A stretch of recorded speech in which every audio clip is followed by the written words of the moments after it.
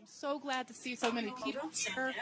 I'm Marin Bizdak. I am the manager of the Historic Preservation Office for the city of Fort Collins, and I'm going to be brief information to kick off the presentation tonight and to introduce our partners who are working with us on the project. But before I do that, introduce Chris Solis, who is with our language cooperative, the Language Community Co-op, to explain how we're handling Spanish translation this evening.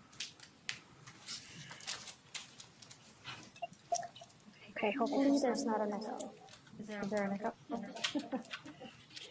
Let me put myself on mute. Okay, perfect. Sometimes it's a hit or miss, but hi everyone, my name is Yadira Solis, Cooperative, and I'm here today to do some interpretation for you. We are doing English to Spanish or Spanish to English, depending if we have any Spanish speakers here. And we just want to give a big thank you to Fort Collins for inviting us and giving us justice to exist. Really, what language is having the ability to hear, to listen, which of your heart is more comfortable to the participants. And so just a few big things that I want to say. In order to, if you are speaking a little too fast, we use this to ask for you to speak a little bit slower, or if you're speaking too low, we ask, can you please raise your voice? And please be mindful, Spanish is sometimes 20% longer. I just want to say that. Other than that, I'm going to Spanish. Move on.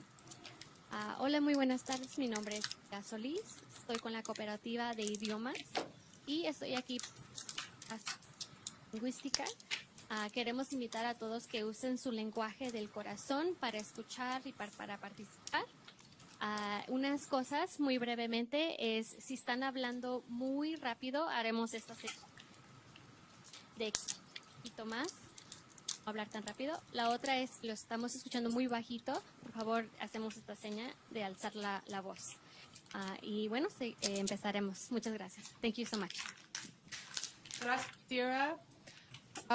So I'm going to just say, like I said, a few words as the manager of the Historic Preservation Office that's sponsoring this civil rights project for the city of Fort Collins.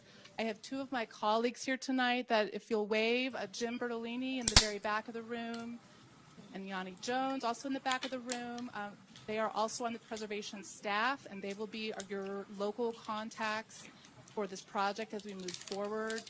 The collaborative project, the reason why we've asked you all here tonight is because we can't do this without you. It's designed for us to collaborate together and learn from you about your personal stories, people you know, the experiences that you've had, and your perspective on this one particular aspect of Fort Collins history, which is our civil rights history. And I also want to introduce your presenters tonight for the presentation, which are Steph McDougall and Jen Beggs, who are with McDougall Preservation. And they are our contractor partners for this project. We'll let them tell you more about their experience, but they are wonderful partners for us, coming from Houston, Texas, and Brooklyn, New York, and their experience working in this field of historic preservation, working with community members, is so wonderful that you'll understand exactly why we brought them here to partner with us. So I am going to just say very briefly before I do turn it over to them that this is a very beginning, not just a long project that's going to unfold over 2 years, but I think also a new direction for the way that we do historic preservation here in Fort Collins. And so what I mean by that is good preservation, which is recognizing the places that matter to the community and support a sense of belonging, relies on what our current community members feel about those places, your knowledge of those places. And a lot of time and effort and dialogue in order to draw those stories out and for people to share them. But we believe in that process, and this project is a way for us to start practicing that work in a meaningful way. And we know that by doing so, we're going to learn a lot. We're going to make a lot of mistakes. We're happy to make those mistakes in partnership with you. And I hope you know what I mean by that, which is that you will hold us accountable for the way that we operate, that you will speak to us from your heart, and that we will have an opportunity to learn. So with that, I'll say a few more words at the end or answer any questions you have, but I really want to give Steph a chance to begin to talk more explicitly about what the project's going to entail. So I'm going to turn it over to her. Thank you, and thank you for spending a portion of your evening with us. We are so thrilled to be here in Fort Collins. We've been here since Sunday. We've gotten quite and hear stories already about some of you who are community leaders. And so I just wanted to say thanks for being here, and I hope that you will continue to be part of this project.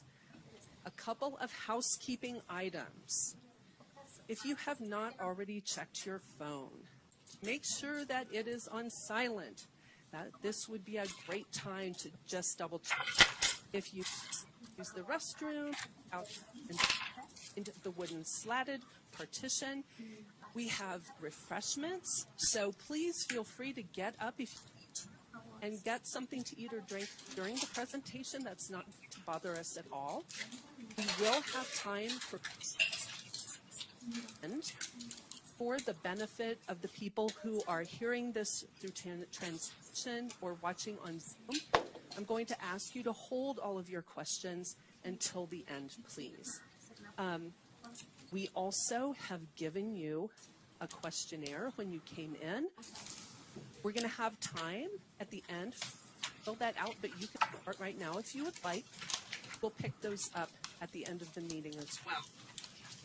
So, the only other housekeeping thing I want to tell you is that you are going to see us speaking from notes.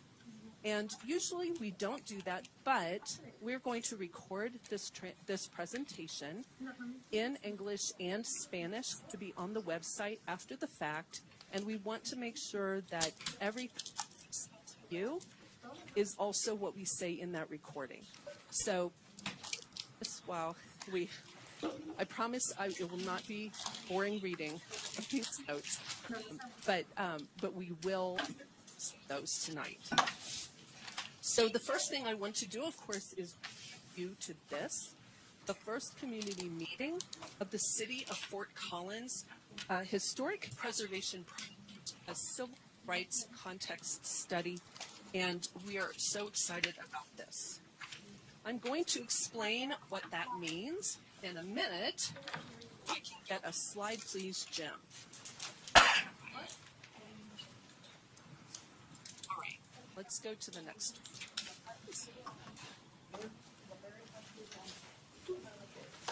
Great. So I'd like to introduce our project team and myself. As I said, I'm Stephanie McDougall. I'm the principal consultant and owner of McDougall Preservation, a historic preservation consulting firm located in Houston, Texas. I have a master's degree in historic preservation from the University of Texas at Austin School of Architecture. And I am a year away from completing my PhD in public history from Middle Tennessee State University, where my major research area is the history of the Jim Crow South, and my dissertation will focus on the equitable treatment of city-owned African-American cemeteries. With me tonight is my terrific associate, Jen Beggs, and not here but very much involved in this project are these other two lovely ladies, Tara Dudley and Isa. Dr. Dudley has a PhD in architectural history and a master's degree in historic preservation, both from the University of Texas at Austin School of Architecture, where she is currently an assistant professor. She also has 16 years of experience doing this. She is a tremendous asset for us in this project. Dr. Ariza is an associate professor of sociology at Texas A&M University in Corpus Christi. She's the coordinator of American Studies there and also teaches in the Women and Gender Studies program. She specializes in the history of civil rights in public education, as well as access to clean water and the intersections between education, social class, and inequality. So on behalf of the entire project team, we look forward to working with all of you on this exciting project. So tonight we have a pretty simple agenda. First, we're going to talk a bit about what we're doing and explain some terms and concepts so that you will hear throughout the project that everyone is on the same page, understands what will happen over the next 2 years. We would love for you to come along on this journey with us. This is going to be a community-driven project. And we got you up here this week with all the answers. We are going to be with you, and we want input. We're going to wrap up with a quick overview of how you can get involved. And as I mentioned, you can start tonight by filling out the questionnaire, or as either a paper version that you picked up on your way in, or we'll have a way for you to answer those questions online. We'll also have this available for those of you who watch this video later. I promise that this meeting will not take more than 1 hour. We respect your time and appreciate you spending some of it with us. And you may be wondering, who is this gentleman pictured on the slide? Joseph H. Stewart was an African-American attorney who was elected to the Colorado State Legislature in the 1890s. He wrote the first civil rights law in the state of Colorado, which prohibited discrimination against Black people in public accommodations, such as theaters, hotels, and restaurants. And what better way to kick off this project than by acknowledging the groundbreaking work that he did more than 120 years ago. So, what are we doing? Well, I'm going to tell you the short version that you see here, and then we'll talk about what all of this means. This project will develop a set of 7 historic context narratives that capture the history of the civil rights movement in Fort Collins. This is part of Full Story Fort Collins, and it's going to take us about 2 years to complete. The funding for this came from a grant from History Colorado, which is your state historic preservation office. The city will also have a webpage just for this project. You can see that link here. That's fcdov.com/historic preservation with no space /research-projects.php. And we'll share every aspect of the project there. So no matter when you hear about this, you can get up to speed, and if you're interested, get involved.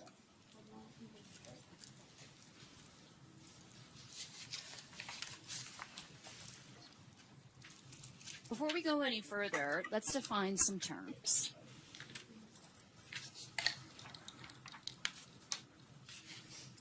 Next slide, please. What is historic preservation? Can we get the next slide, please? Thank you. What is historic preservation? It is the process of deciding what places and spaces are important because they help tell the story of our nation, state, or community. And it's the process of deciding what the community wants to protect for the future generations and how to do that. Notice that this is not about what I want to preserve. This is about what you want to preserve. The National Historic Preservation Act of 1966 puts all of the power to regulate historic properties in the hands of the local community. The federal and state governments have programs to recognize important places and spaces, but only the local community has oversight and powers to regulate, generally through zoning. The National Register of Historic Places is an honorary form of recognition. It doesn't restrict property owners in any way.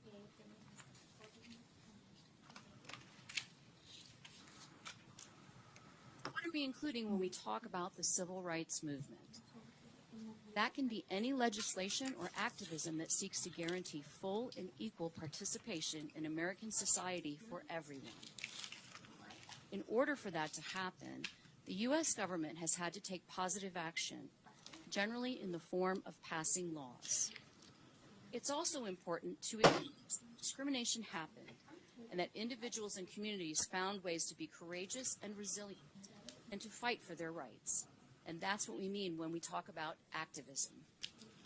Because these struggles are still today, the time period included in this project will extend through 2020. At the beginning of this presentation, we said that we would do 7 context studies. And here is the list selected by the City Historic Preservation Planners. Asian American Pacific Islander, Black and African American, Hispanic, Latino, Latina, Chicana, Chicano, Chicana, Indigenous, LGBTQIA+, religious minorities, and women. We will also be mindful that many people belong to more than one of these groups.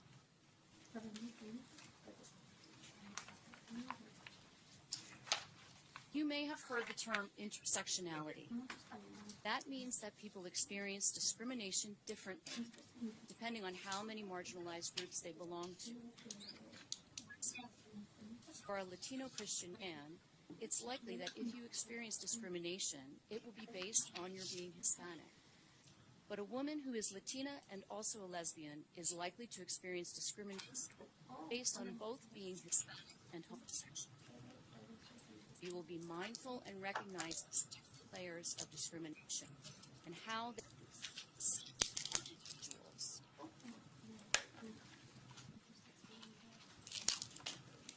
Hey, here is another technical term, a historic context study. And we're going to try to not use any jargon, but in this case, we have to. This is a tool that's used in historic preservation to help identify significant places and spaces that deserve to be preserved. The National Park Service has already established a structure for how to do this. They have already identified themes related to civil rights, such as voting rights, equal education, fair housing, and segregation in public places. And they've written reports about these themes nationally, so some of the work has been done for us. We are now going to do something similar on a local scale. That involves writing about each theme as it applies to different groups, identifying the kind of properties that are associated with those themes, then identifying individual sites and places within those property types. For example, one associated property type might be churches, where people met to organize and plan protests, marches, speeches, and other activities. We can then look for examples of that property type in Fort Collins. And we're going to make a list of those individual places and spaces, and the city will be able to use that list to potentially designate new historic landmarks or historic districts that represent people who have been historically excluded from this sort of recognition in the past. We are looking specifically for information about these 8 themes or topics. The 4 that people probably most associate with civil rights include the right to vote, fair housing, including redlining and the inability of non-white Anglo people to get federally insured mortgages and home insurance. This also includes things like the city of Fort Collins not annexing or providing sewer and water services to Vista and Andersonville neighborhoods until the late 1970s. Access to full education. That includes things like the lack of transportation from Tres Colonias to schools in other parts of town, and the battle over the 1968 bond issue that paid of Fuyana Elementary School. Many of the most famous people or events associated with civil rights in the United States are known for their work to secure the integration of public spaces. That's known as public accommodation. In 1894, the U.S. Supreme Court ruled in a case called Plessy versus Ferguson that non-white people could be kept separate from white people as long as they received equal treatment. In practice, segregated spaces in theaters, hotels, stores, restaurants, etc., were rarely equal. And here in Fort Collins, I'm sure you know that it was common for white-owned establishments to put out signs that said white trade only. Other themes include fairness in hiring and employment, criminal injustice, which includes violence against non-white people, gay people and women, police harassment and over-policing, and incarceration, including the confinement of Japanese people to concentration camps during World War II. Immigrant rights are also a civil rights issue, and that includes the Bracero movement, United Farm Workers movement, deportation of Mexican people throughout the 20th and 21st centuries, and punishing children who not speak English in school, among other things. And finally, this is certainly not the case. We recognize that members of Native tribes and nations have experienced many of these things and much more. The city of Fort Collins has already produced historic context studies that tell the general history of some of these groups, including indigenous people, Hispanic, Latino, Latina, Chicano, Chicanas, Asian Americans, Black and African Americans, LGBTQIA+ people, Germans from Russia, and women in the suffrage movement. The city has also written historical context studies for topics having to do with agriculture, neighborhoods, and development, including the sugar factory neighborhoods, and architecture. You can find all of these online at the city's historic preservation website, and this project will create more of these same kind of documents to tell the story of civil rights in the city. So, what will historic context do? They'll add to these existing documents. And that's a good thing, because we don't have to start from scratch and research the general history of these groups of people in Fort Collins. Instead, we are only focused on the history of civil rights here. This project lays the groundwork for future work. For example, we are not going to designate any new landmarks. We are making a list of things that could be designated so that the preserved old heritage of Fort Collins would more accurately resemble everyone who lives here or who has lived here.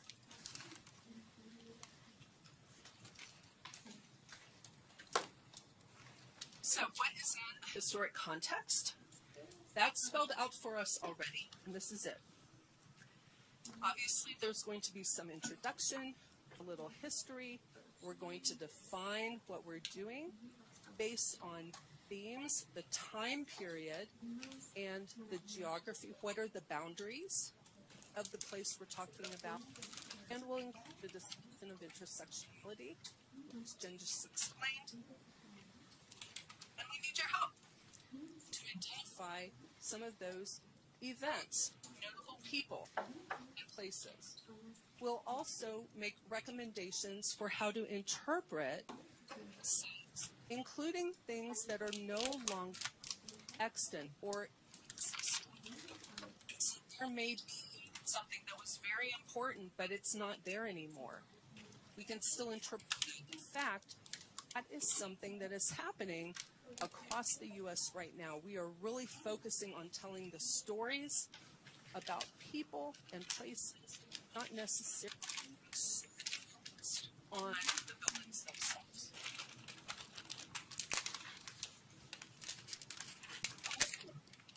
Going to identify and make recommendations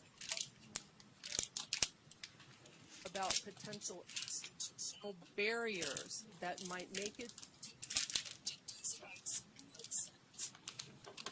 cases, that includes the rules that we used in the past in preservation that say something has to be standing, it has to look a lot like it did when it was first built, etc. So we're going to be looking at some of those things, as well as anything we encounter here in Fort Collins. And then, as we had mentioned, we're going to create an inventory of up to 100 individual sites.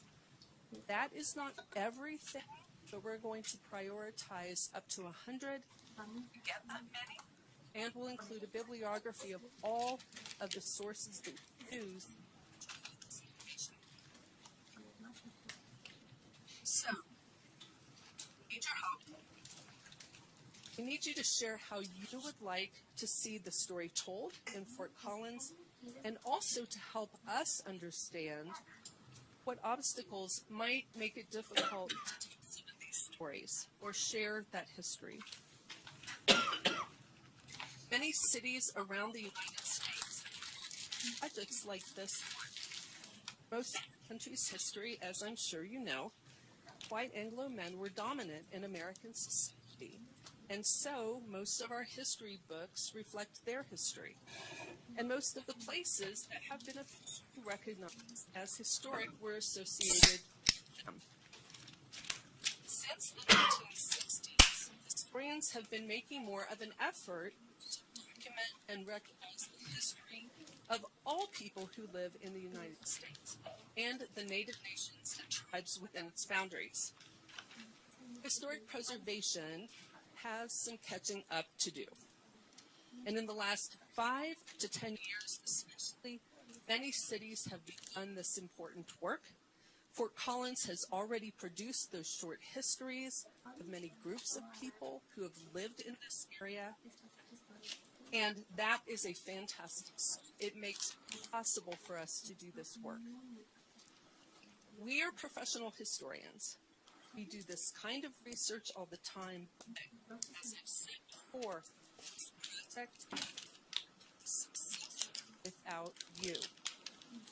We want to hear your civil rights stories about your community, your house of worship, your neighborhood, local businesses, school, etc.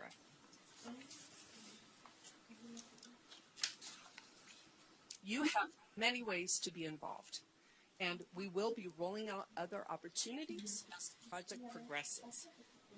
But we are not waiting for people to come to us. The city has already established a Community Ambassadors Committee. Some of you are in the room here tonight. People who will connect us to other people who we should talk to. We're going to have interviews with community leaders and experts in these topics.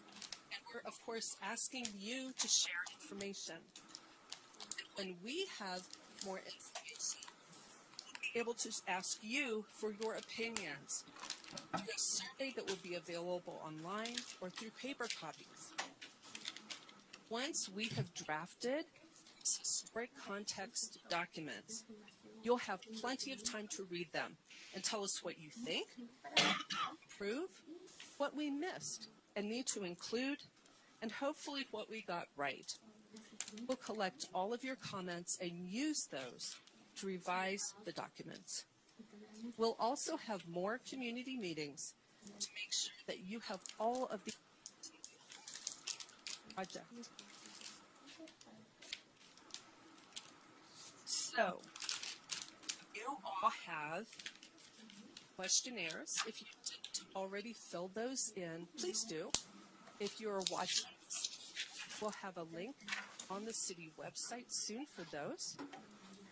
And regardless of when you watch this video, even if it's 6 months from now, we want you to fill in that questionnaire and get it back to us.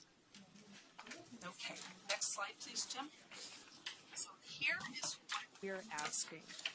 And this is because we want to know how to serve you as effectively as possible during this project. That's why I'm here. To serve you in support of your goals. That's what we do. So we want to know, how do you want to receive and share information? And how How would you like to hear from us?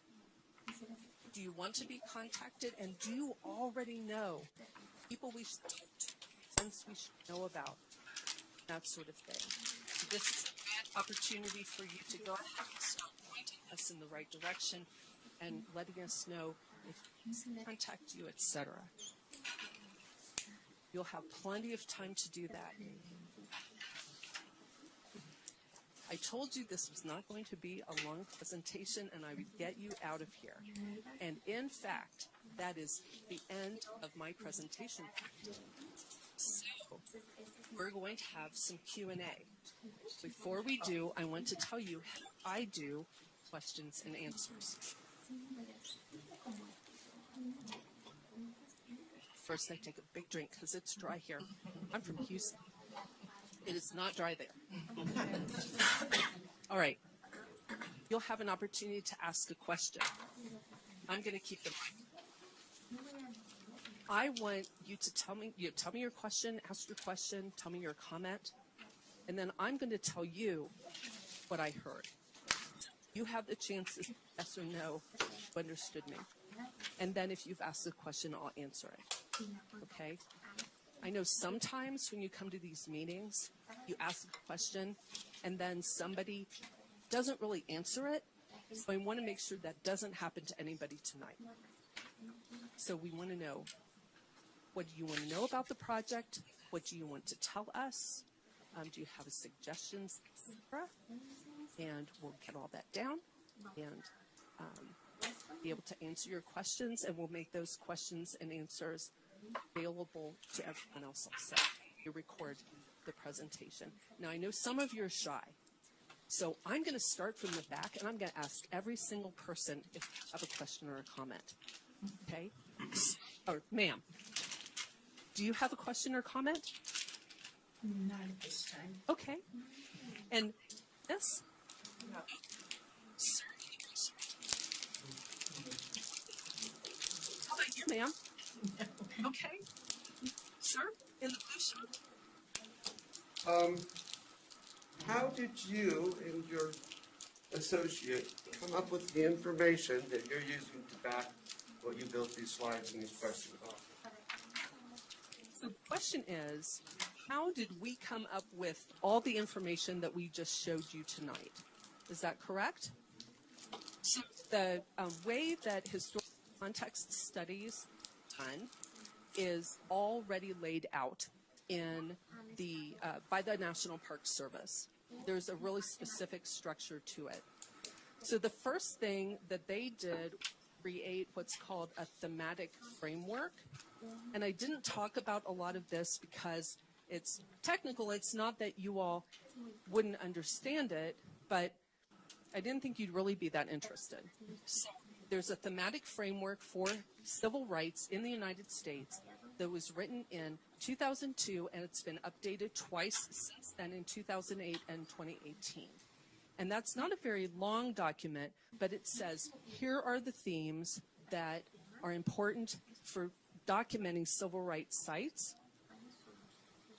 And then based on that, they have commissioned what we call theme studies. And these are like 400, 500-page long documents about topics like racial discrimination in education.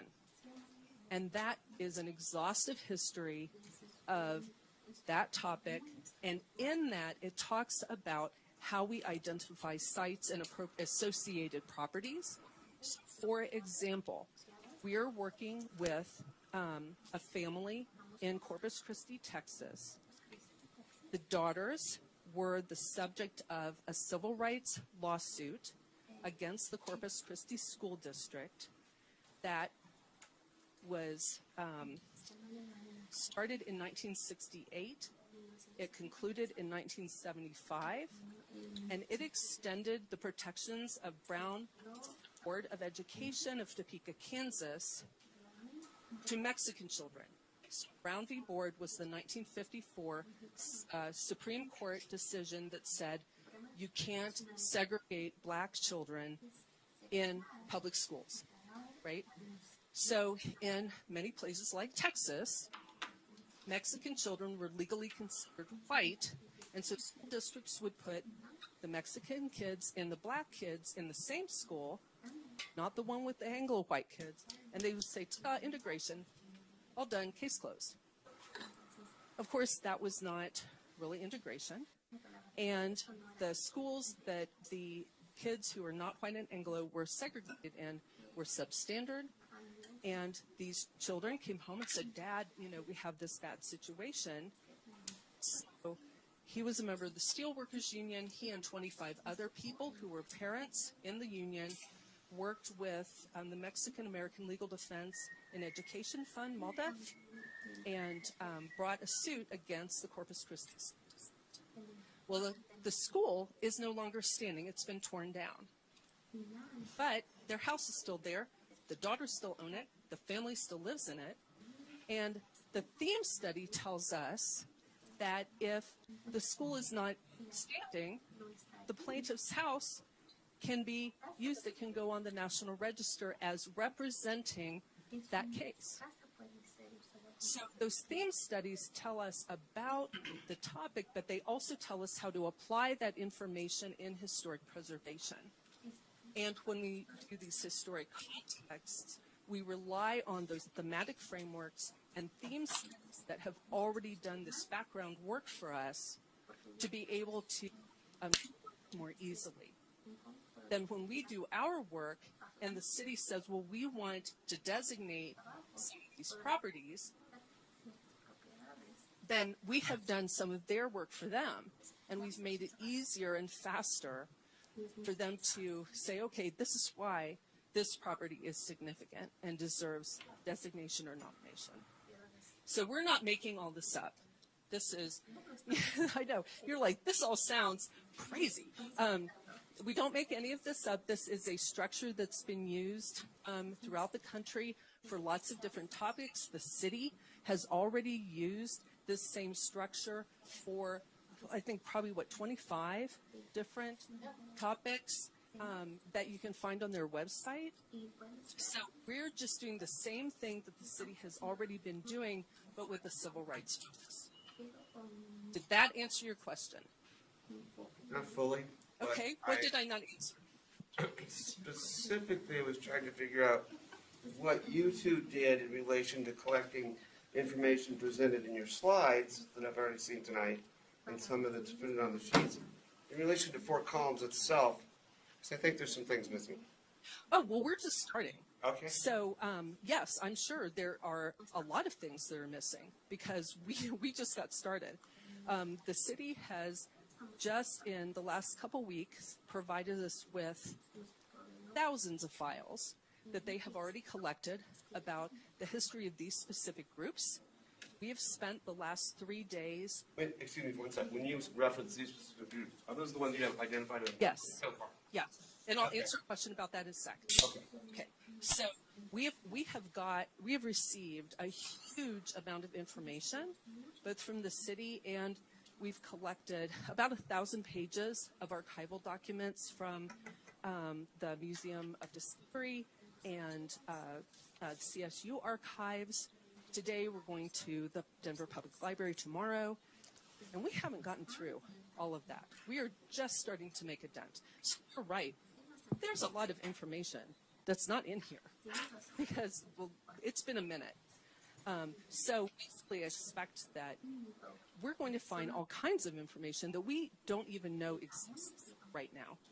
Yeah, that's why we have 2 years, right? This doesn't have to happen this week, fortunately. You also probably want to know how those groups got selected. Is that also a good question? Okay. Yeah. So, Marin, do you want to talk about that? Because that was yours.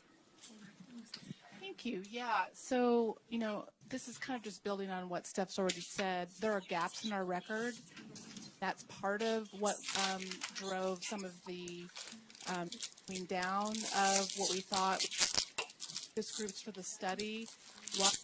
That we never imagined, to force her point, that it would eliminate the possibilities for essentially whatever comes forward that is relevant to that central topic of civil rights. But we have particular gaps for some of those groups that just haven't been well studied. So if you look at that list of context studies that we already have, we may have told part of the story, but it didn't adequately address civil rights, or we may just have kind of introductory research on some of those groups. But also, and you might have missed me say this at the beginning, or I might not have said it clearly enough, this is only one chapter in a very long process of building a greater collection of community-driven information. And we, in many ways, expect that through the course of working with you and with our consultants, that we're also going to identify topics of study that won't be part of the scope for this 2-year process, but will be on our very short list of things that we will do next. Funding, this is a grant-funded process. I know Steph mentioned that, and the we got from the State Historical Fund is $86,000, and the city's also contributing some matching funds to that. But of course, that naturally limits how much we can do in a 2-year period as well. So that also came into consideration. So I hope that helps. On the short list of things that we know we'll dive deeper into, disability rights is a big one. Colorado is an important state for the development of disability rights in the United States. You may be familiar with that, particularly, Denver is our community when it comes to that. What was that story in Fort Collins? That's something that we want to know more about. And some of that may start to come to light through the course of this. Certainly our history of immigration in Fort Collins needs to be studied more broadly, and that would be a broadly inclusive look at all immigrant groups over time. Does that cover it? Thank you. Okay. And just for the recording, the question was, how did we come up with that list of 7 groups that will be focused on in this study? Sorry about that, AV person. Okay, question? Hi, so I think my question has to do with, I heard you say something about you've picked ambassadors. Has your team already been determined and this is not open for additional individuals who may have information to address the broader topic? No, so we would be happy to, if anybody's interested in being an ambassador, the idea of the ambassadors is, you may have also heard the term community connector. And so really what we're looking for from those ambassadors is an elevated role in terms of contributing. You can certainly contribute personal information, but we're also looking for ways to identify other community members who may be interested in participating through your existing relationships. And so if you're interested in that, you can certainly maybe make a note of that on your form. And if you haven't already been contacted about that, we'll be happy to discuss that possibility with you. I guess I have a comma. This timeline that you're looking at, what timeline of history of civil rights in Fort Collins are you looking at? And is it solely Fort Collins or area specific? So the previous question had been, have you selected the community ambassadors yet? And if not, is there a way to get on the list to actually participate in that way? And that's the question that Marin just asked. And you're asking, what's the scope of our study? What's the time frame? What's the geographic limit? So we are starting with the arrival of Europeans in this area, and then that's going all the way up through 2020 in terms of the timeline. And then the geographic limits are Fort Collins, but we realize that, for example, Alta Vista and Andersonville were not annexed into Fort Collins until 1978. Well, they're not going to get left out. So we're really looking at the geographic boundaries of Fort Collins in kind of a general way. So, people who lived around what was considered Fort Collins will be included, whether they were technically in the city limits or not. Because we know that often groups that were marginalized would not have lived exactly within the city limits. Yes. So does that answer your question? Thank you, yes. Yes, you're very welcome, of course. Sir? Couple of comments and a question. I'll start with the question first. Can we contribute documentation and more information for the study here? Because do you have gaps? And I have some videos and written material from my mother who was involved in civil rights, as many people know. And I have her documentation and her stories. And I have newspaper articles. And I have her video as well. I'd like to share with that. Okay, so the first question is, can we contribute information in the way of documents, videos, books, recordings, maybe cassette tapes that people were speaking into, any of those kinds of media? And the answer is yes. Marin is going to be your point of contact for any of those things, okay? And she'll coordinate getting those to us. Okay, very good. I work with Martin already through my activities and the projects I have, and being involved in the community. One other thing is a clarification. My understanding is Andersonville and Alta Vista were annexed in '76. Okay. That's in the city archives as well as at CSU, and I have more information to share. And being involved in the community, I like to be known. I like to participate in the the ambassadors and the community person as well, because there's a lot that myself and others here can share, and be glad to share that offline. And thank you very much. It's a good start, and we'll go from there. Thank you. So the gentleman commented that he has a lot of other information. He corrected my mistake about the annexation of Alta Vista and Andersonville. I had said 1978. He corrected me to 1976. So thank you very much for that. I appreciate it. Like I said, it's been a minute. We welcome everyone to get involved in this project. I am sure that some of you have stories from your parents or your family, or you know people who were involved in the civil rights movement here that we would never hear about if you don't say something. So I hope that everyone will share all that information, particularly if your elders were personally involved or if you're aware of those stories. Ma'am in the yellow shirt, do you have a question or comment? I don't, but thank you. That was helpful, the information you shared tonight. Thank you. She said I'm being helpful. So I want to make sure that gets on the record. All right, the gentleman in the plaid shirt. Does this work ever become controversial? Do you get political pushback? So the question is, does this work ever become controversial, and do you ever get political pushback? So I actually specialize in projects that involve contentious community engagement. That's one reason I have the microphone. You all don't, because nobody gets the microphone in my meetings. But no, I mean, I get called in usually if this is being sued, or if a community member has a restraining order because they have been threatening staff at public meetings. That's often the kind of project that I get involved in, because I'm not afraid to have those conversations and bring everybody to the table. So people who are angry or upset about something, yes, we want to know about that. They deserve things are, so we can understand them.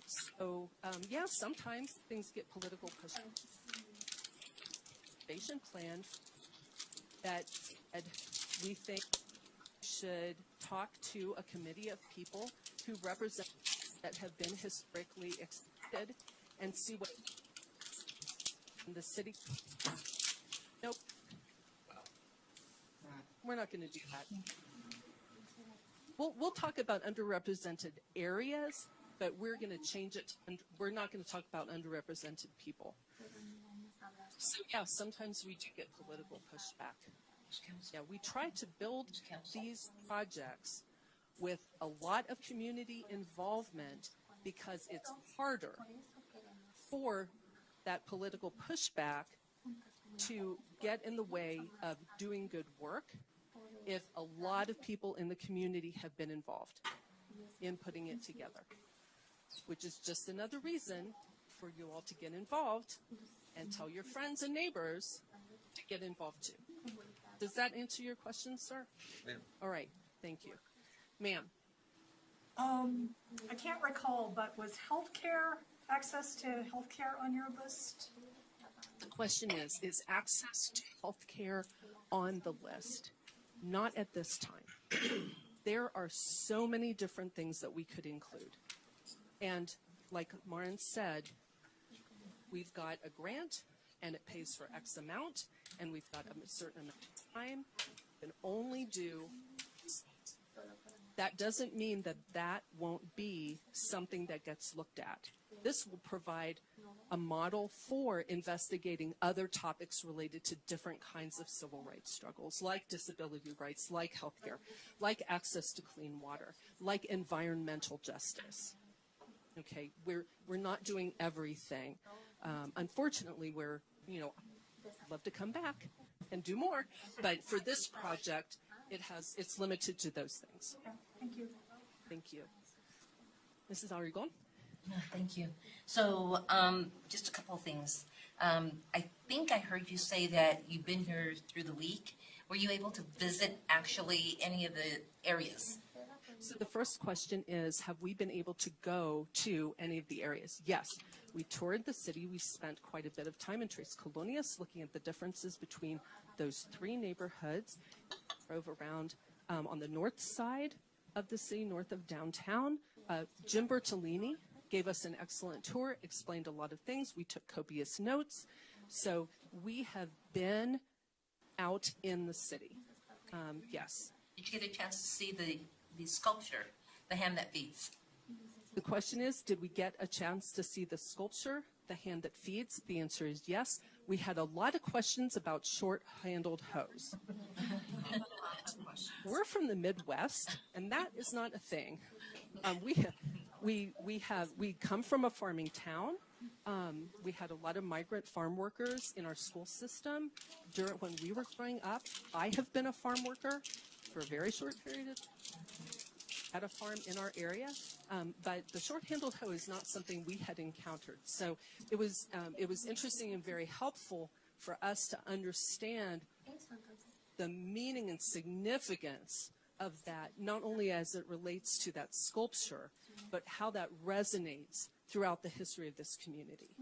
Wonderful, thank you. And the other thing is, I know there's a lot of people here that have a lot of history, and I just want to acknowledge the Romero family. The Museo was their home, and they have a lot of history in Fort Collins. Deborah Bueno is another person that knows the history of the Hispanics in Fort Collins, Gloria Balderrama. So we want to make sure that you get those stories as well, and we'll make sure that we submit that information to you. Excellent. We want to talk to all the people, so we would love to hear from everybody. Pam? How are we going to share information with you? Will it be through a public meeting like this? The question is, how can you share information with us? So Maren is going to be your single point of contact. She is going to collect everything and then get it to us. That way it's easy for you to get information to. If you have access to email, you can send her email. If you don't have access to email, send her letters or talk to her on the phone. We will have additional community meetings, but in order for us to get your information in your own words, it's better for us to receive that in writing if that is possible. If that's not possible for you for whatever reason, we can work that out. That's no problem, and Maren will be able to help with that. But yes, you will have opportunities in whatever way makes sense for you to get that information to the city. And Maren and Jim and Yanni are going to be working on this with us. We're not just going to be off, and never see you again. Does that answer your question? It does. Okay, thank you. And we can't wait to hear from you, honestly. Yes, ma'am. I was just curious if you're going to be residing in Fort Collins over the next 2 years as well. The question is, will we be living here in Fort Collins for the next 2 years? And the answer is no. Because we have a husband and boyfriend and dogs and 5 cats and other things that keep us in our area. We work all over the country. So we're working on the East Coast, we're working here, we're working in Texas, of course. We work in a lot of different places. It would be great, believe me. These folks have been telling us how fantastic Fort Collins is, and so far, we agree. I mean, I've had some of your pie in Fort Collins, and it's really, really great. But no, we will not be residing here. Unfortunately, with the kind of work that we do, we can't stay very long. We want to get a sense of what the area is like. We want to meet people. We want to see about the project. But just logistically, it doesn't make sense for us to move around to every place we're. But thank you. That's a really great question. Yeah. No questions. Okay. Thank you. Thank you. Yeah. Okay. I don't have any questions right now. All right. No questions. Yeah. Just a comment that I really appreciate the work of the Historic Preservation Office. I'm looking forward to spending the next 2 years with you all. Hey, so the comment was that this lady appreciates the work of the Historic Preservation Office and is looking forward to spending the next 2 years with us. Us too. Thank you. Ma'am, do you have a comment or a question? I guess the only question that I have is just after listening to everything, the outcome. Looking to see what is the outcome, what is the point and the purpose. I know it's like gathering a lot of information to create more paperwork of reading and possibly identifying locations, and then, but what is the overall outcome? That is a great question. So this lady asked, what is the overall outcome of this other than a big pile of paper? And what are we going to do with that, right? I think that's really the question is what's the action that comes out of this? So and I apologize if I did not make that clear enough during the presentation, and I thank you for asking that I could talk more about it. So this is laying the foundation for properties to either designated as local landmarks or local historic districts or nominated to the National Register of Historic Places in order to make sure that the things that are being preserved, that the community wants to be preserved, represent the whole community. In preservation, which really started formally the way we think of it now in 1966, the first thing that everybody preserved or nominated or recognized was big fancy houses that had been owned by rich white men, right?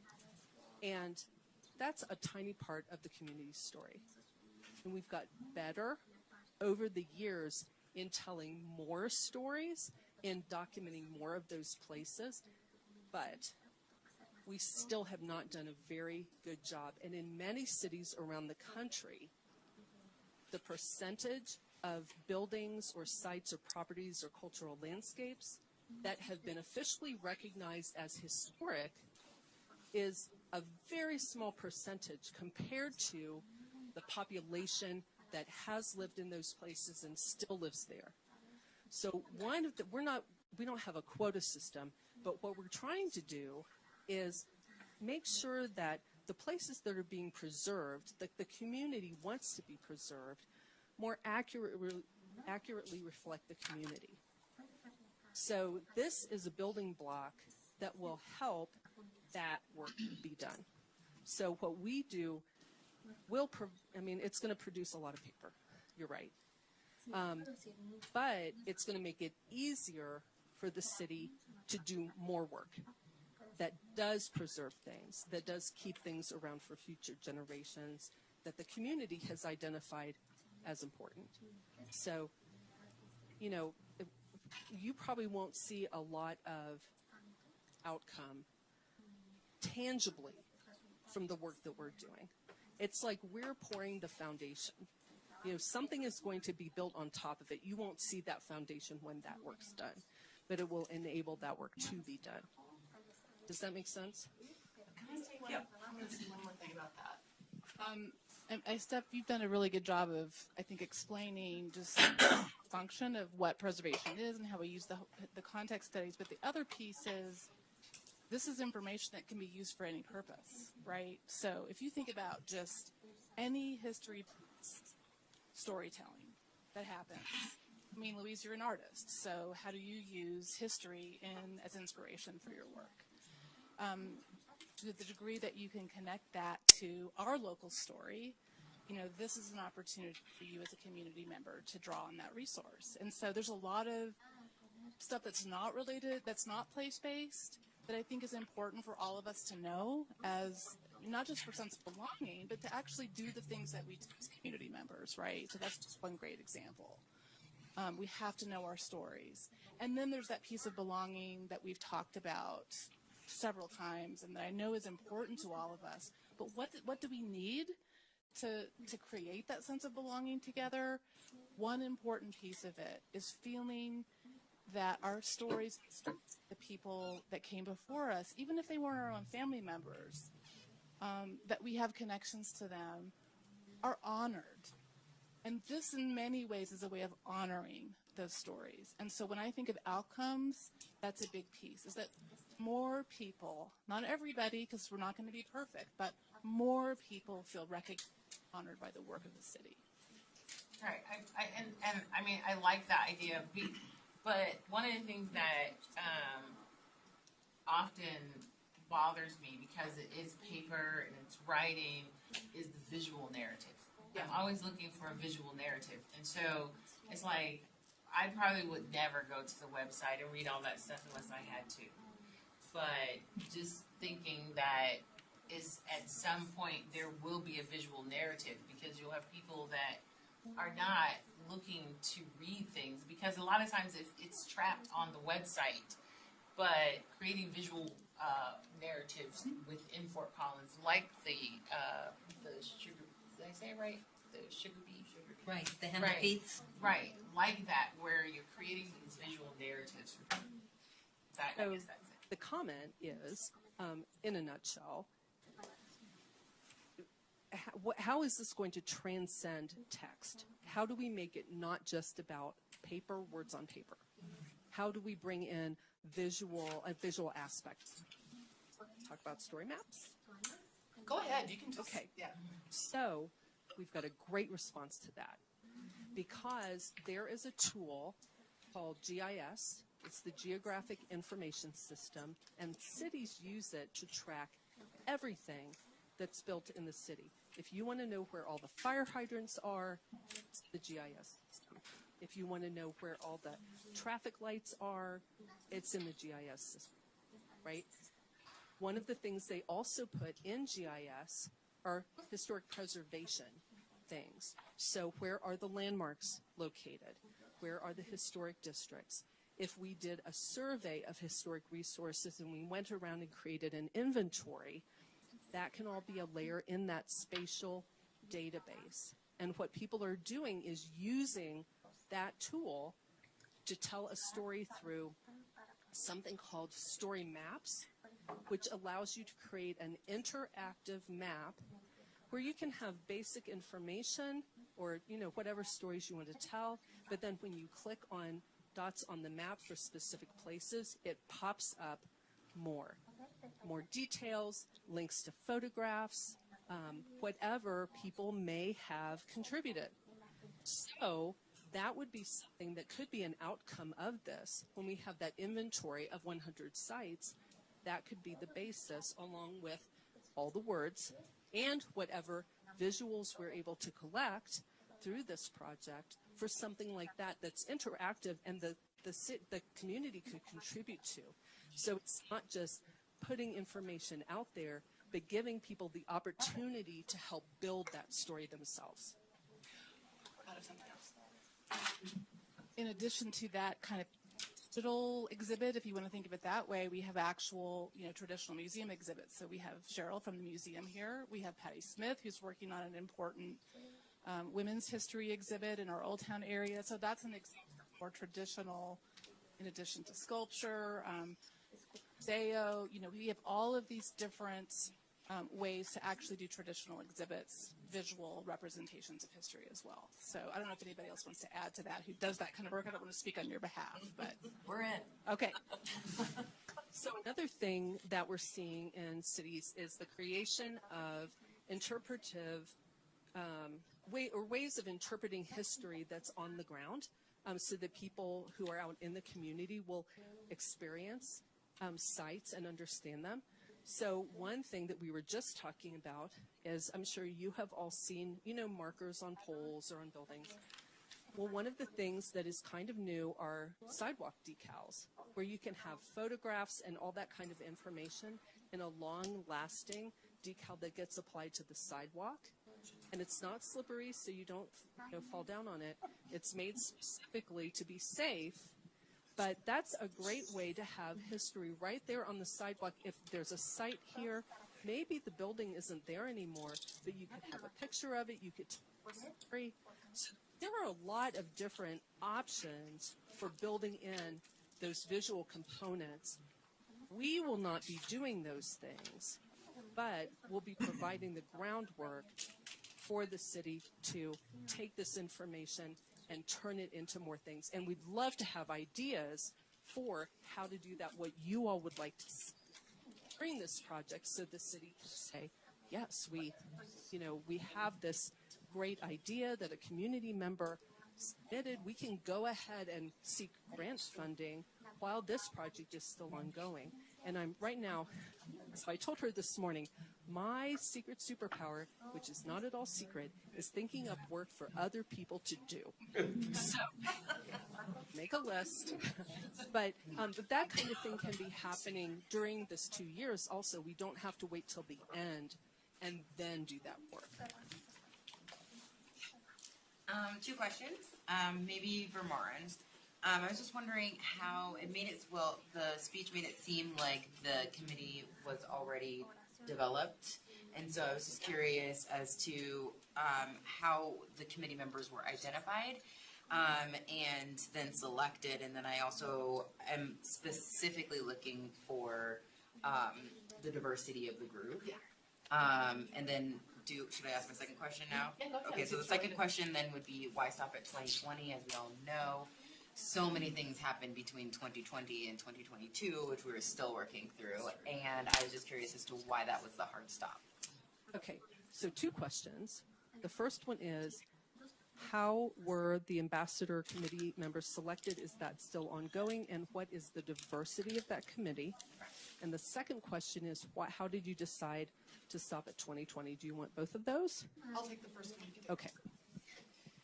Okay, so ambassador committee, not fully baked for sure. The idea when we originally formed it was because we had to go for grant funding.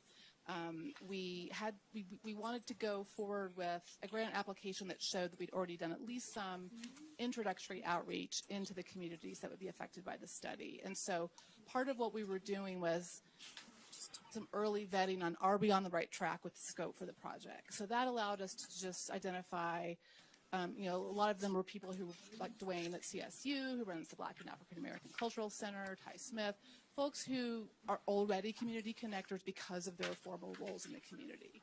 So we put those people on the initial, either as research partners or as community ambassadors, and then we were able to take that forward to help us get the grant. As part of what's important for that grant funding process is to show that you didn't just make this up in your own head, but that you've actually done some of that collaborative work to actually scope out the project, to plan the project. So that formed the basis for that. Jim did a lot of work making those connections with folks. But again, it was just introductory. And then since we got the grant funding, we've been continuing to build those relationships. And this meeting is another opportunity to do that. Representation-wise, we tried with that initial list, we tried to have at least one person from everyone who was represented in the groups that we thought we could cover with that initial scope. So I think we did a pretty good job of that.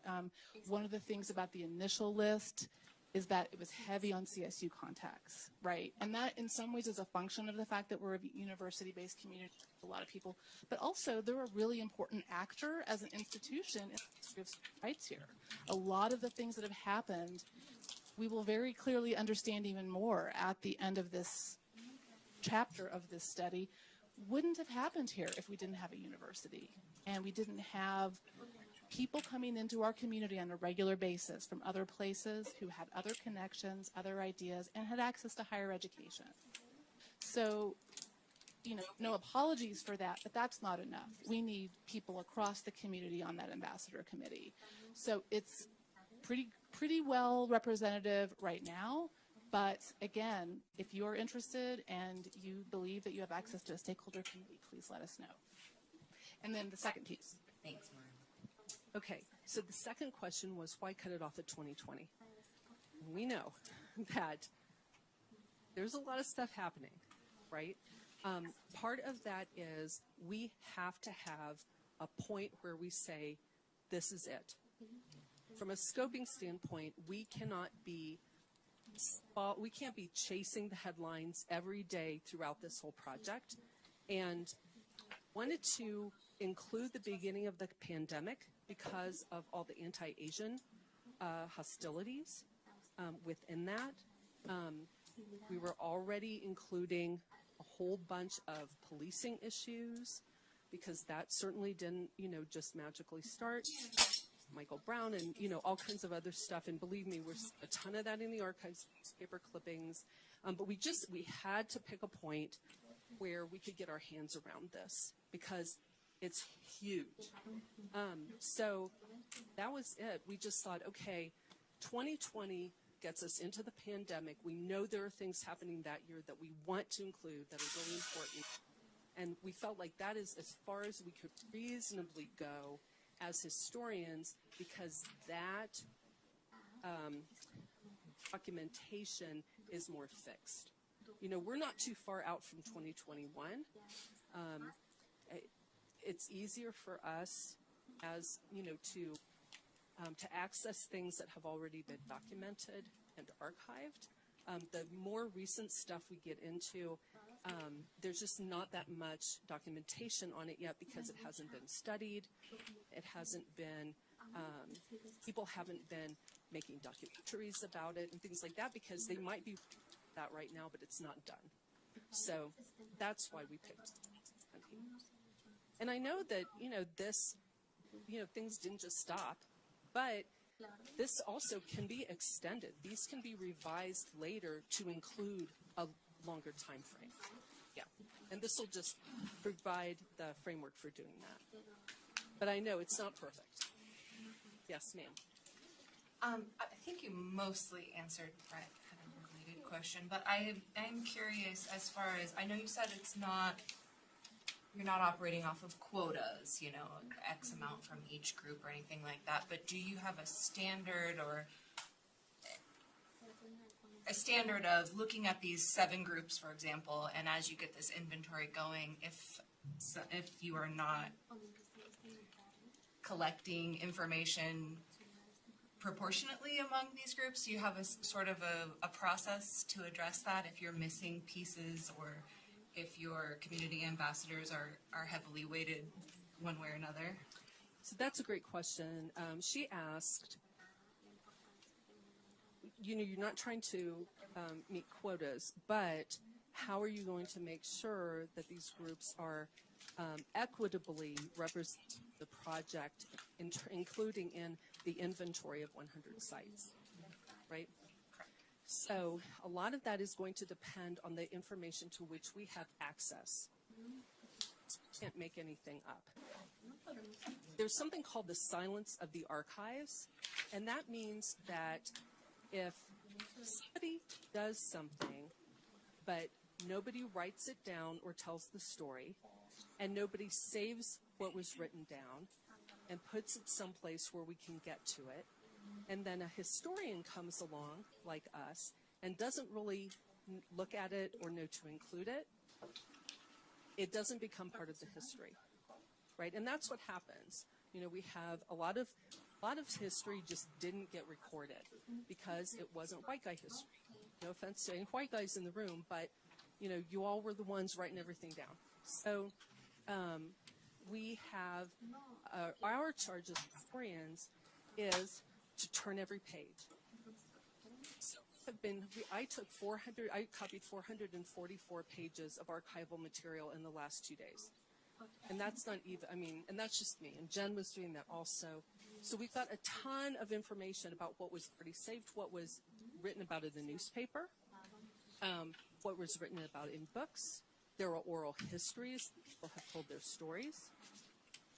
But yes, we do need to be mindful that that's not everything. And that's why it's so important for all of you to help us get access to folks that you know who have these stories, who have these lived experiences, or whose parents, you know, were active in the civil rights movement, where you can share that information so that we're not limited to what somebody wrote down and decided to save and decided to put in the archive.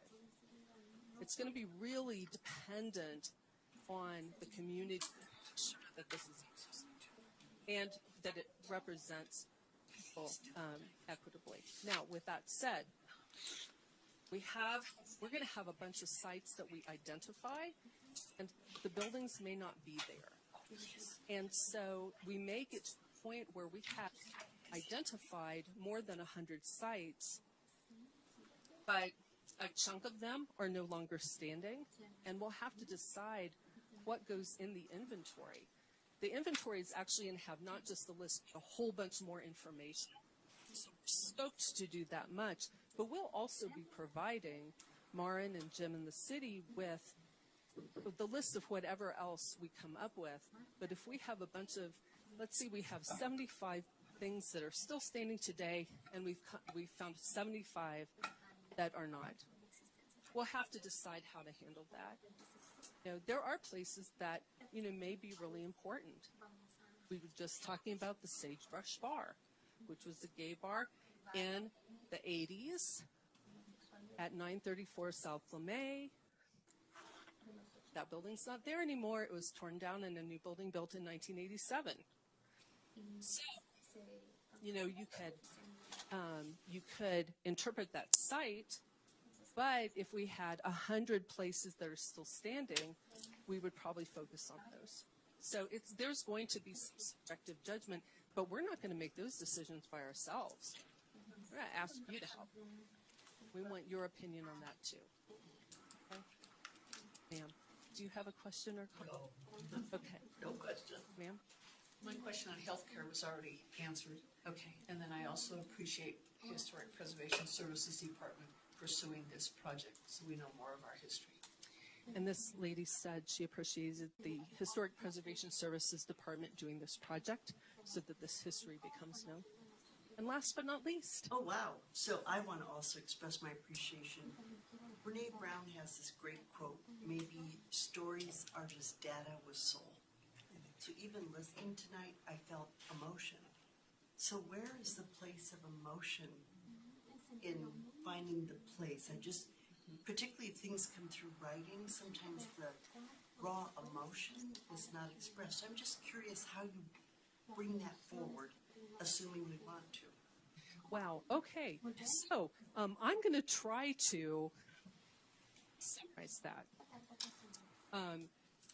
We provided a really great quote from Brene Brown. And tell me what it is again. Maybe stories are just data with soul. Maybe stories are just data with soul. And I think that's great. That is so true. And so the question is, how do we bring emotion into this? Because this can be a very dry, right? It can be very data, it was built, it got torn down, some people did some things. That's where oral history and the contribution of people's own stories and own lived experiences, when we cannot just say somebody lived here, but we have their own words to illustrate what that was like, or a recording of them or a video of them talking about it that can be linked to it later. that's where the emotion comes in. You're correct. We can only do so much as historians to bring that story to life. I hope we'll do a good job of that for all of you. But there are other ways to do that beyond this technical document that we're going to create. Does that answer your question? More than sufficient. And sir, do you have a question or comment? Yes, I do actually. You addressed this somewhat with your addressing the silence of the archives, and I appreciated that discussion. But I did just want to probe a little further. Do you have any methodological tools that you intend to use to remedy any of those silences? I'm thinking, like, of the communities that you've chosen to address, a lot of them are communities that have explicitly been excluded from being in our community. So how can you study the history of the community that pushed them out? How can you study Black history when the Black elders left when the KKK rolled into town? How can you study gay history of the gay elders that were killed by AIDS? So on and so forth. So this question is excellent also. And the question is there a methodology or a process that we use as historians to capture and convey the stories of people who are no longer here and who were marginalized or excluded from this community by the people who were dominant and in power here, correct? More or less. Okay. So, and how are we going to address the silence in the archives through this? Right. So let me answer that last part first. As this information is collected, it's not just going to, come here and go away after that. This all will be archived. So if you contribute oral history, contribute, let us scan documents, that helps to fill in those silences, okay? Because if you haven't collected it, then a future historian can't come along and see it. So the collecting is a big part of this project. We know that there are big gaps. We know that a lot of the things that have been collected and saved don't represent everybody. And part of this project is addressing that very specifically by asking the community to help correct that so that we have more to work with. But then as historians, we have some methodological approach, right? And the answer is yes, we do. Part of that is driven by the frameworks that we're working within, because as historians, we have to, I always say our job is figuring out what the story is and how to tell it, right? And we're going to take a shot at that, and then we're going to ask all of you to tell us what we got wrong and need to fix, right? So it's not a matter of we access this information and we scurry away and type on our computers and then we say, ta, that was it. It's going to be a dialogue with the community. And that's how we're going to make sure, to the best of our ability, and depending on who participates, that we are telling those stories and making sure that it represents what the community wants to see and what your stories are. Does that help? Did I get it? Was there anything that I didn't answer that you had thought that was in your question? I don't think so. Okay, great. Any other questions? This is like batting practice for me. Us. What else? Give me one more. Anybody? Yes, ma'am. So how much control, because the city doesn't always have the best track record with this community, and how do people who want to contribute, how do they know? Because some of the documentation that you copied on your archives has offended a lot of people. And so if people tell stories, and what if the city, because they didn't want to do your other study, just say, hey, we don't want this included in there because it doesn't make us look good. It doesn't make us look like the choice city. So how do you address that? Because I serve you. I serve you. So how much control does the city have? I'm writing these documents, and then we're going to send them out to you. And all the comments we get and all the changes that the city recommends, other than little like typographical things, we're going to document all that. And that's going to go on the website. We are going for absolute transparency in this project. So you'll be able to see what we wrote and if they took anything out. Or if what you write still, because I'm thinking there's a document the city put out there that talks about the neighborhood, and it's very offensive.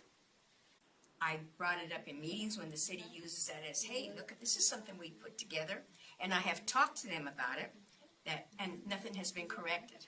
So how do we, as a community, address issues like that? I don't know exactly what you're talking about.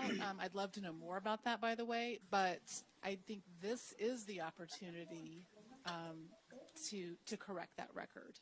So whatever that looks like, you know, when those studies are done in the past, and when we do this kind of work as historians, and when you access that information as people who are part of the community, I mean, all the time we look at older things that have been written, and it's painful. You know, there are important things missing. There are different understandings about what the right way is to think about and frame things that start to feel really out of date. And, you know, you learn as you go, and, you know, the documents get dated. And that's why we need to keep doing this. We're never really done. And that's what this process is the opportunity to address some of those concerns that you're talking about. Now, should some of those documents that, you know, may have errors in them be corrected? You know, there are lots of ways for us to make notes of errors and factual problems with information that we've put out. So that's a little bit of a separate question, and I'd love to hear more about that maybe after the meeting. Martin, I have to echo in on Debbie's comment. I know in documents that have been submitted to city staff or other stuff, comments have been excluded. And it's been most recent with the rental. It's been most recent with other things that the council's working on. And that had to do with trash. And it's been removed.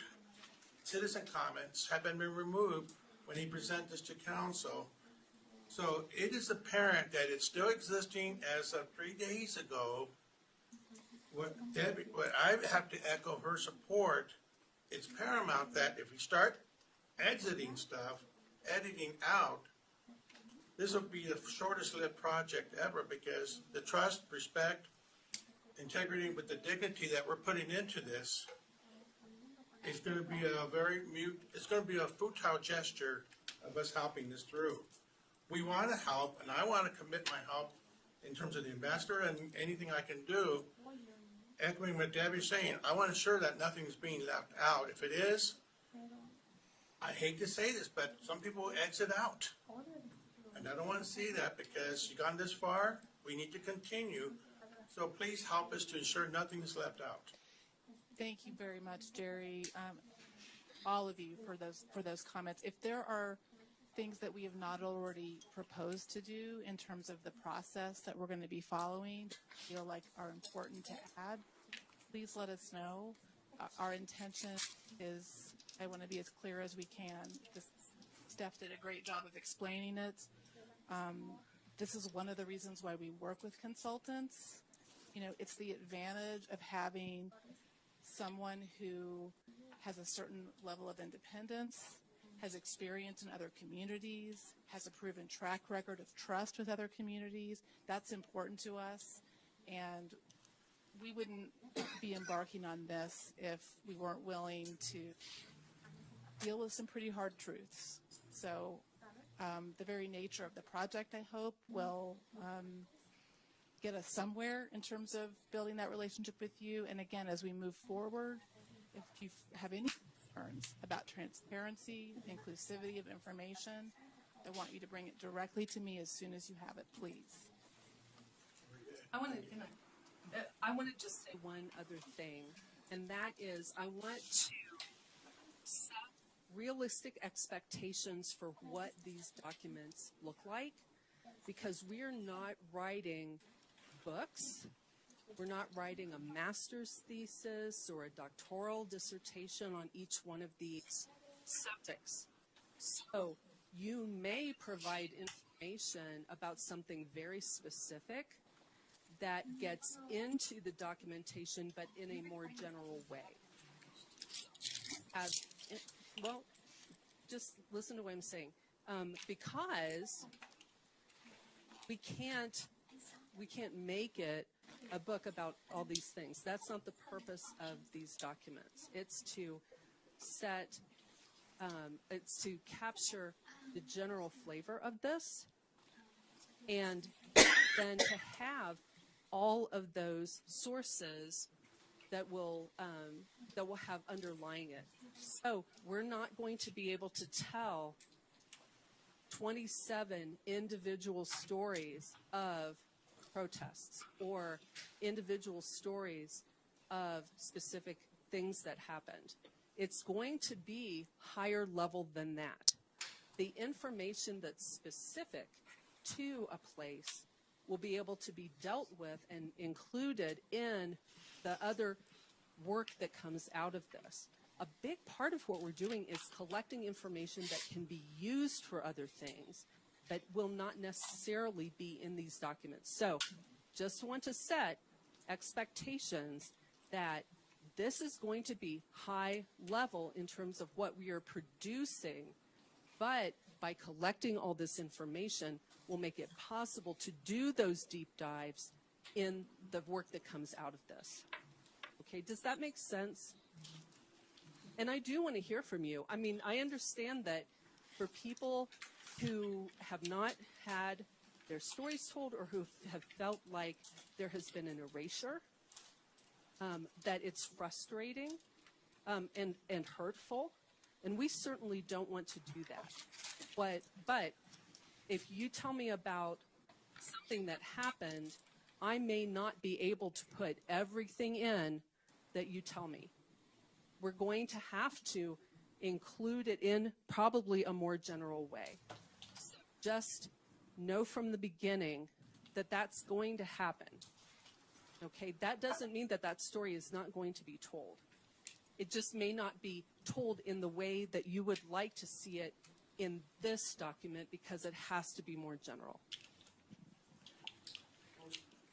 But it will still be collected as part of the process, right? And so that's another thing that we can be working on together is if there are particularly place-based stories, just because that's what we particularly do in our office, that are detailed place-based stories that help us honor those places. That's a good example of something we could be working on simultaneously together.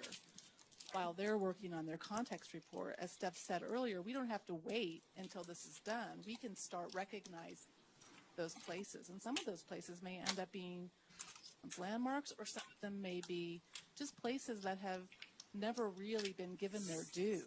And we get a chance to tell those stories and highlight them. Maybe on a tour, or maybe, you know, a tour that's led by the community about those places. Oh, I just wanted to say that that they can have confidence in Lauren, because I've worked with Lauren and she is like very passionate about working with just everyone. And she worked with us on the Juneteenth committee, and she was like, at every point, any question we had, any difficulties we had, Lauren was there, and she corrected things, she fixed things, and it wasn't just because it was her job, it was because she was passionate about it. She takes her job very seriously, and she takes each and every individual in this room. It doesn't matter what color or culture you are, she's very passionate about it, and she cares. So if she tells you that she's going to try to do something, she's gonna definitely try to do it. And if there's something, a problem that you have, you let Mara know, and she'll be on it, you know, and she'll try to fix it.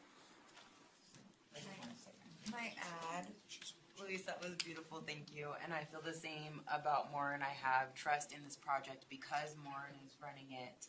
Maureen is very passionate and genuine. Does not, from my experience, say anything that she does not know to be true. And so if that offers anybody any consolation, I'd like to share that. And just for the recording, I'm just going to say that several audience members expressed their confidence in Maureen Bizdeck specifically, based on their personal experience working with her on other projects. Jim, can you put up the last slide, please, so that we have contact information up for everybody?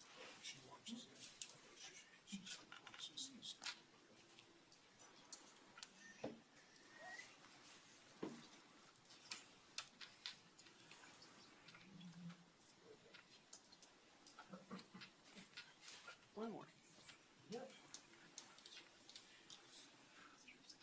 There we go. All right. So we said that Maureen Bizdeck is going to be the primary point of contact for this project. She's going to funnel information to us. You can reach her on the phone or via email. I'm going to go ahead and read the phone number. It's 970-224-6078. And the email address is preservation@fcov.com. That's PRESRVATION @FCOV.com. We also have a email address to me. So if you have anything that you would like to send to me instead of to the city, you can do that. And I promise that everything comes to me will be kept in confidence.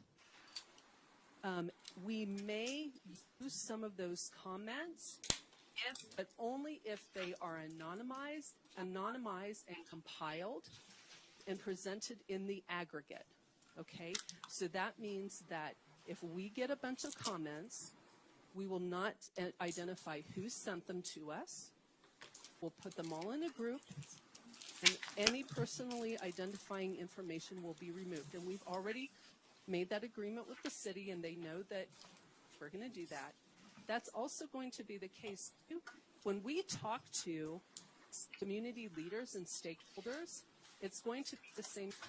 You're a community ambassador or a person that the ambassadors committee recommended for interviews. When we're talking to you, you're talking to us confidentially.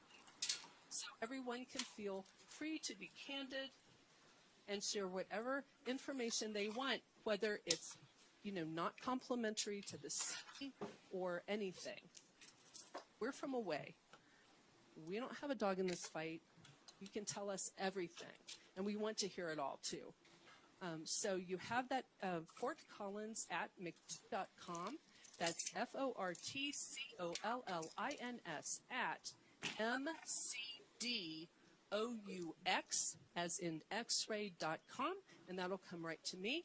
And then also here is the website for this project. And we are going to keep everything that happens on that website. It's not to get posted and go away. Everything will be there.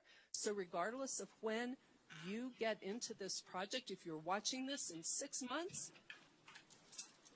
everything that's happened in the project since that time.